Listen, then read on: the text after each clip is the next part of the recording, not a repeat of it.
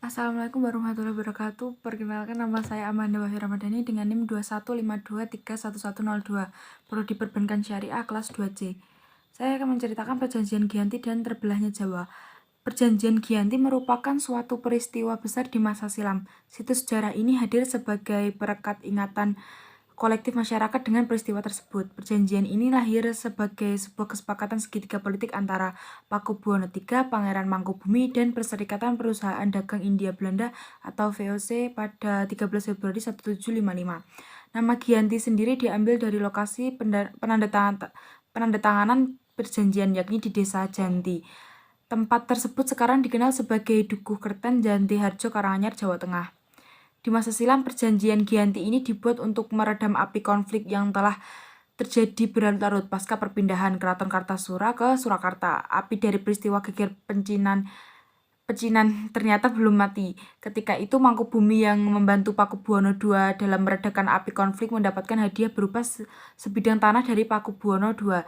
Namun ternyata luas tanah yang diberikan mengakibatkan kecemburuan. Salah seorang pangeran mengeluh atas ketidakadilan dari hadiah tersebut kepada Gubernur Jenderal Baron van Imhoff. Kemudian Gubernur Jenderal Baron van Imhoff mengeluarkan keputusan yang membuat tanah tersebut tidak jadi dimiliki oleh Mangkubumi. Perlawanan ini mendorong Gubernur VOC untuk Jawa Utara Nicholas Harting mengambil sikap untuk menyelamatkan daerah operasionalnya. Secara tertutup, Harting melakukan perundingan dengan Pangeran Mangkubumi. Setelah berkali-kali melakukan perundingan, Harting kemudian sepakat dengan keinginan Pangeran Mangkubumi yang juga hendak menjadi penguasa di tanah Jawa. Pada 23 September 1754, nota kesepahaman antara VOC dan Mangkubumi terlaksana dan nota tersebut disampaikan kepada Pakubuwono III, sang pengganti Pakubuwono II. Nota tersebut menyatakan bahwa Pangeran Mangkubumi mendapatkan wilayahnya. Pada 4 November 1754, Pakubuwono III menyatakan persetujuannya terhadap hasil rundingan Gubernur Jawa Utara dengan Mangkubumi tersebut. Surat pernyataan ini disampaikan oleh Pakubuwono III kepada Gubernur Jenderal VOC, yakni Jacob Mosel. Kesepakatan ini mendorong terjadinya sebuah kesepakatan besar yang ditandatangani di Desa Giyanti, beberapa kilometer di sebelah timur Surakarta. Penandatanganan perjanjian Giyanti ini menjadi pangkal dari terbelahnya tanah-tanah menjadi dua bagian atau yang dikenal dengan istilah palihan nagari.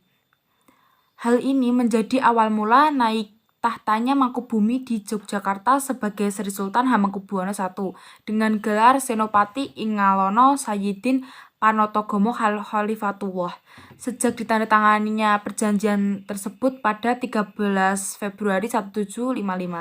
Lalu 2 hari kemudian ada pertemuan untuk meneruskan pembagian aspek, yaitu atribut-atribut keraton. Antara lain adalah pertama keris yang menjadi pusaka raja, kedua adalah bahasa Jogja, meneruskan ada dialeknya namanya bahasa Bagongan, bahasa yang memiliki identitas sendiri seperti ada yang inggih dan satu lagi inji. Selanjutnya adalah tari. Kalau Yogyakarta seperti menunjukkan kegagahan, sedangkan Solo lebih halus. Akan tetapi keterbelahan masyarakat Jawa tersebut tidak terjadi seketika pasca perjanjian Giyanti. Proses pembagian wilayah dan juga aspek-aspek lain seperti bahasa mengalami proses panjang yang berjalan seiring dengan waktu. Kemungkinannya adalah pembagian wilayah tersebut sengaja diacak sehingga terjadi tumpang tindih antara satu sama lain.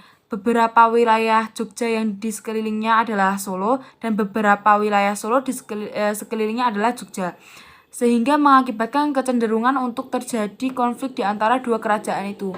Sementara itu, pasca perjanjian Giyanti, Raden Mas Said atau Pangeran Sambernyawa yang dulu membantu Mangkubumi masih terus melakukan pemberontakan, seperti halnya Mangkubumi Pangeran Sambernyawa yang juga merupakan putra dari Pakubuwono turut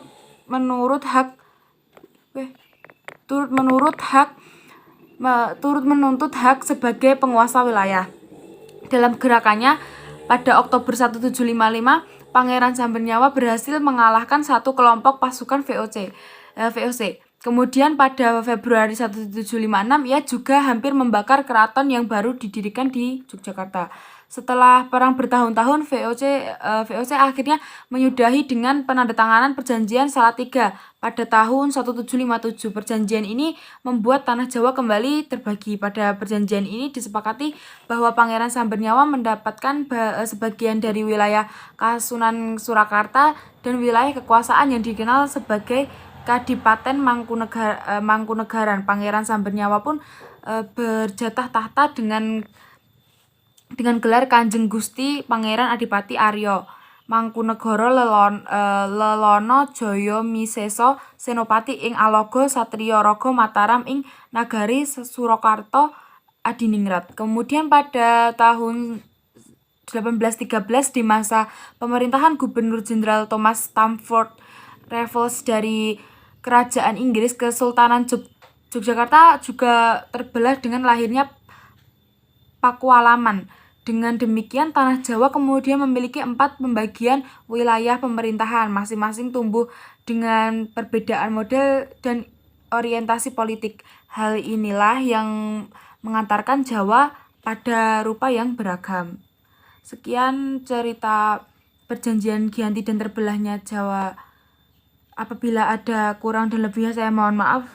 Wassalamualaikum warahmatullahi wabarakatuh.